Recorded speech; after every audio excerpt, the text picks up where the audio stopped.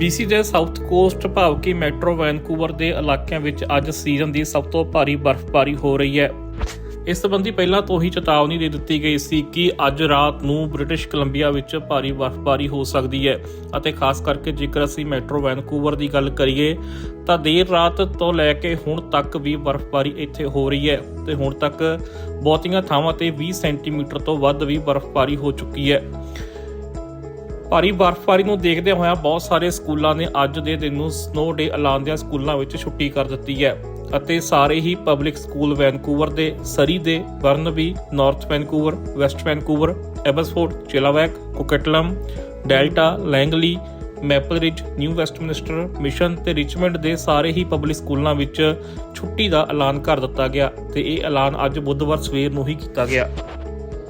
ਇਸ ਤੋਂ ਇਲਾਵਾ ਜੇਕਰ ਅਸੀਂ ਵੈਨਕੂਵਰ ਆਈਲੈਂਡ ਦੀ ਗੱਲ ਕਰੀਏ ਤਾਂ ਉੱਥੇ ਵੀ ਕਾਫੀ ਸਕੂਲਾਂ ਦੇ ਵਿੱਚ ਬਹੁਤ ਸਾਰੇ ਡਿਸਟ੍ਰਿਕਟ ਨੇ ਛੁੱਟੀਆਂ ਦਾ ਐਲਾਨ ਕਰ ਦਿੱਤਾ ਅਤੇ ਕਲਾਸਾਂ ਕੈਂਸਲ ਕਰ ਦਿੱਤੀਆਂ ਨੇ,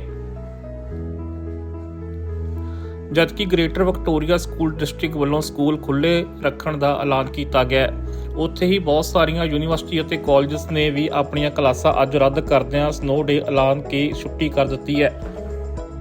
ਭਾਰੀ ਬਰਫ਼ਬਾਰੀ ਦੇ ਚੱਲਦਿਆਂ ਸੜਕਾਂ ਉੱਤੇ ਟ੍ਰੈਫਿਕ ਵੀ ਕਾਫੀ ਸਲੋ ਚੱਲ ਰਿਹਾ ਹੈ ਅਤੇ ਖਾਸ ਤੌਰ ਤੇ ਬੱਸਾਂ ਨੂੰ ਵੀ ਚੱਲਣ ਦੇ ਵਿੱਚ ਪਰੇਸ਼ਾਨੀ ਆ ਰਹੀ ਹੈ। ਇਸ ਸੰਬੰਧੀ ਕੱਲ੍ਹ ਹੀ ਕਹਿ ਦਿੱਤਾ ਗਿਆ ਸੀ ਕਿ ਜੇਕਰ ਕੋਈ ਵਿਅਕਤੀ ਘਰ ਰਹਿ ਸਕਦਾ ਤਾਂ ਉਹ ਬਿਨਾਂ ਕੰਮ ਤੋਂ ਘਰ ਤੋਂ ਬਾਹਰ ਨਾ ਨਿਕਲੇ ਅਤੇ ਅੱਜ ਬਿਲਕੁਲ ਸੜਕਾਂ ਬਰਫ਼ ਨਾਲ ਭਰੀਆਂ ਪਈਆਂ ਨੇ, ਜਿਸ ਤੋਂ ਬਾਅਦ ਸੜਕਾਂ ਤੋਂ ਲੰਘਣਾ ਵੀ ਔਖਾ ਹੋਇਆ। ਲਗਾਤਾਰ ਸੜਕਾਂ ਤੋਂ ਸਨੋ ਹਟਾਉਣ ਦਾ ਕੰਮ ਜਾਰੀ ਹੈ।